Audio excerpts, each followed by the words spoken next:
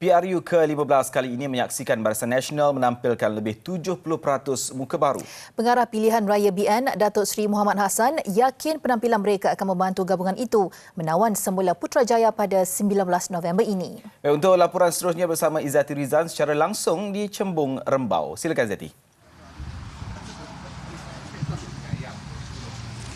Ya, Malik dan Norsha. Assalamualaikum dan salam sejahtera. Saya kini berada di Parlimen P131 Rembau bagi mengikuti kempen yang memasuki hari ke-5 sempena PRU ke-15. Apa yang boleh saya gambarkan suasana ketika ini, rancak dengan deretan bendera pelbagai warna-warni mewakili parti politik masing-masing. Dan ketika ini saya sangat bertuah kerana bersama dengan Timbalan Pengurusi Barisan Nasional, Datuk Seri Muhammad Hassan. Terima kasih Datuk Seri kerana sudi bersama T dan buletin utama.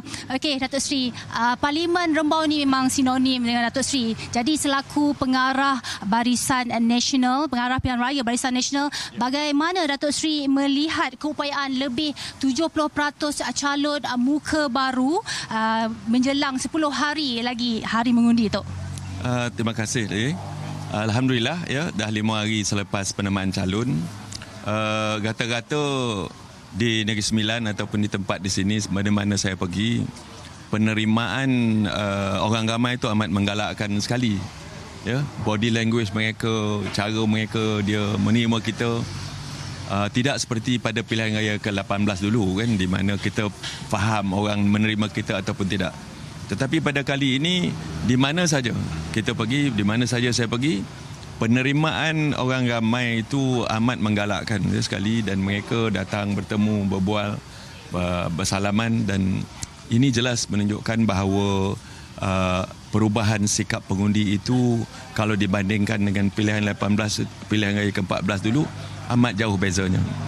Dan daripada maklum balas daripada pengurusi badan perhubungan yang saya terima, calon-calon muda yang kita kemukakan, ya, yang ramai pada kali ini, nampaknya mereka telah pun settling down well. Ya. Mereka dapat menyesuaikan diri, dan yang penting jentera parti mendukung dan membawa mereka sebagai calon diperkenalkan, dan juga penerimaan orang ramai nampaknya daripada laporan yang saya terima juga amat menggalakkan sekali, alhamdulillah. Datuk Seri, mengikut kajian Barisan Nasional pada PRN Melaka dan juga Johor, ya, kira-kira 83% generasi muda memilih Barisan Nasional. Jadi bagaimana momentumnya ketika ni Tok, dan bagaimana tawaran ataupun pendekatan jentera BN bagi memastikan golongan ini terus menyokong Barisan Nasional Tok?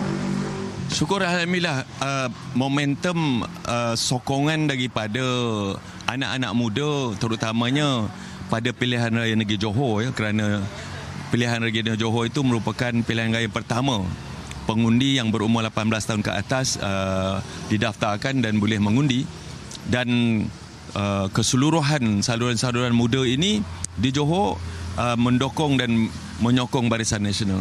Ini jelas sekali pada saya bahawa anak muda telah pun mula mual dengan politik.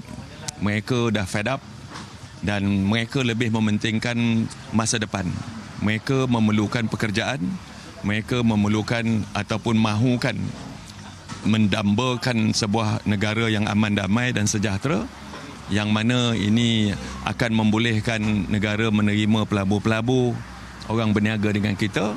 Dan bila ini berlaku, akan banyak peluang pekerjaan yang akan dapat terbuka, dan ini merupakan peluang untuk anak-anak muda, orang muda mendapat pekerjaan dan menjamin masa depan mereka.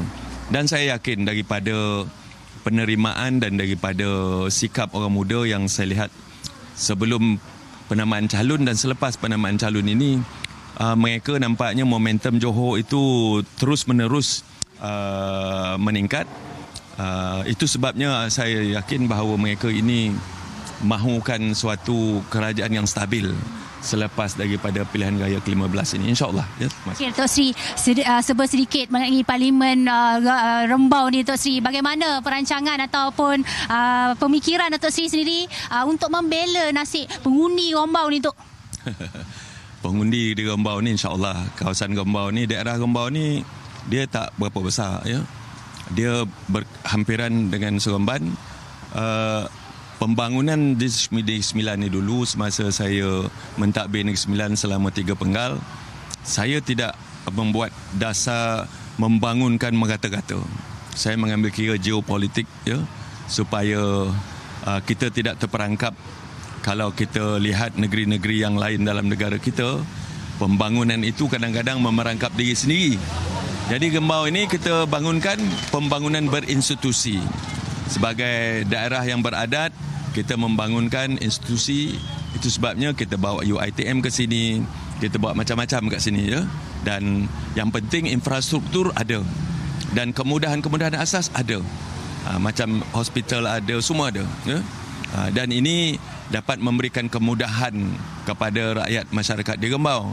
Itu sebabnya walaupun tidak dalam perancangan untuk membina ataupun komunitas dulu sampai Sungai Gadut saja, sampai Seremban, tapi saya minta supaya sampai Gembau. Ini memudahkan masyarakat rakyat di Gembau untuk berang-alik ke Seremban ataupun ke Kuala Lumpur. Dan yang lain-lain kita adakan supaya kemudahan-kemudahan itu ada dan orang Gembau tak perlu keluar berhijrah ke Seremban ataupun berhijrah ke tempat lain, ya. Jadi insya-Allah kita akan maintain Gembau ini dengan demografi dia, maintain dia sebagai kita kawasan Melayu, supaya ia tidak berubah secara fizikalnya. Baiklah, terima kasih Tok. Selamat berjuang saya ucapkan. Saya rasa sekian saja laporan saya di Cembung ini. Kembali bersama anda Norsha dan Malik. Silakan.